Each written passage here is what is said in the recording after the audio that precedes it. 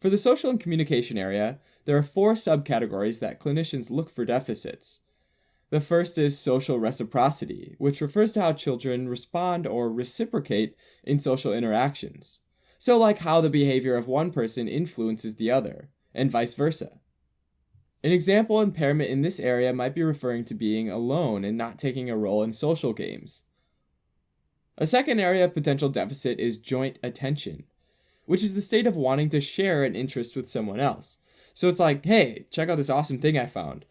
So an example impairment in this area might be a child not sharing their interests or amusement in an object with their parent. Next, there's nonverbal communication, which refers to difficulties either using nonverbal communication themselves or interpreting nonverbal cues from someone else. So maybe the child won't put their arms out when they want to be picked up, or maybe they won't be able to tell when a parent's upset, even if the parent's frowning and crossing their arms.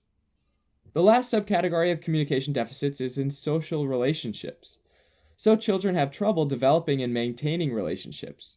So maybe the child has a hard time making friends, or they're able to make friends, but their behavior tends to drive the friends away. The other major area is called restrictive and repetitive behaviors. And this category is pretty broad and can include a whole bunch of behaviors, some being more well known or characterized than others, like lining up toys in a ritualistic sort of way, or flapping one's hands, or imitating words or phrases. The child might be fixed on certain routines, like taking the same route every day to school, or they might have restricted patterns of interest, like having a very specific and in-depth knowledge of the Titanic or vacuum cleaners.